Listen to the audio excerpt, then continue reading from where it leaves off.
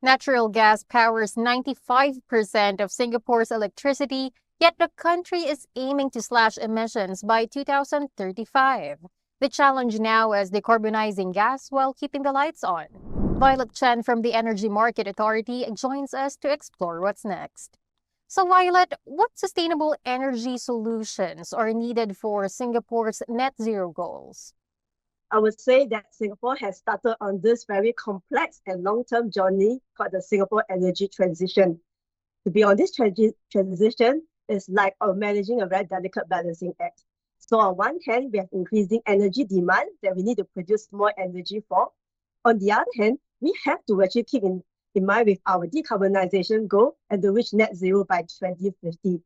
This is not easy because at the same time, we have to work on the cost effectiveness of it, as well as to manage grid resilience and energy security. So, and at the same time, we also have constraints faced by Singapore, such as in land and having limited renewable energy options. This is why we must always keep all our energy options open and explore technologies that's available. So first, domestic solar will be quite a clear choice for us because we are now one of the world's most dense solar cities. We have reached our target of 1.5 gigawatt peak, and we are on track to achieving our target of 2 gigawatt peak by 2030. But however, because of land constraints, solar energy will still comprise around 10% of Singapore's electricity supply in 2050. And we're also seeking to import around 6 gigawatt of low carbon electricity for 2035. To achieve this, we are collaborating with our partners in the region to facilitate cross-border electricity trade.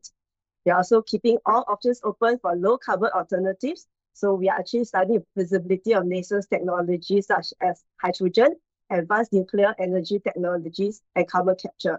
But these efforts will take time.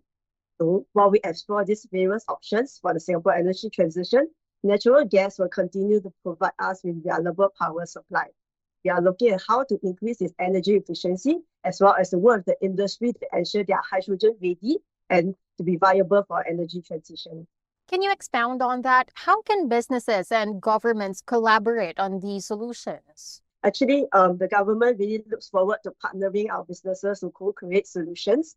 We will want to work with them to ensure a viable regulatory framework that can actually facilitate new business models. So there are a couple ways to do this.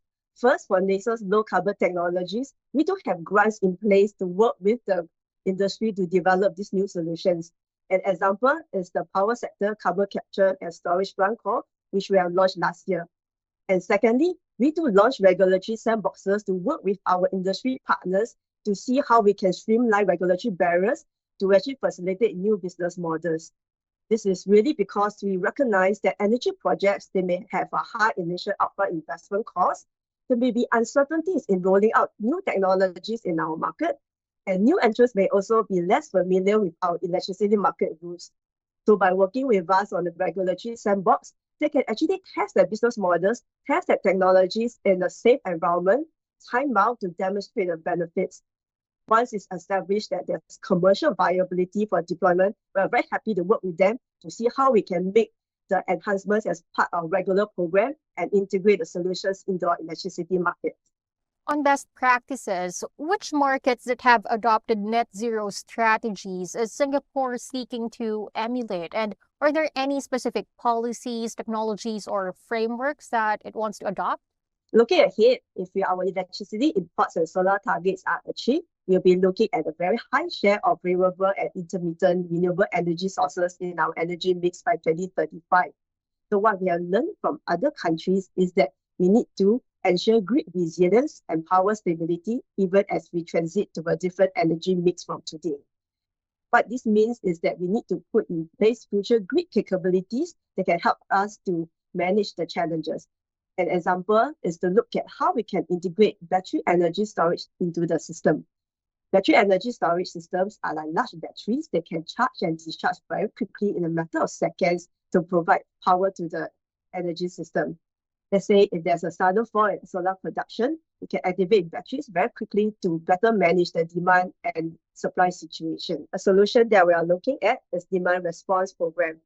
This is where consumers can reduce their energy consumption during times of system need and be rewarded with financial incentives in return. This will better balance demand and supply in the system and ensure resilience. Thank you so much for sharing your insights, Violet. Thank you so much. Thank you. Once again, that was Violet Chen, Director for Energy Capabilities Development Department at Energy Market Authority. For more news, visit sbr.com.sg.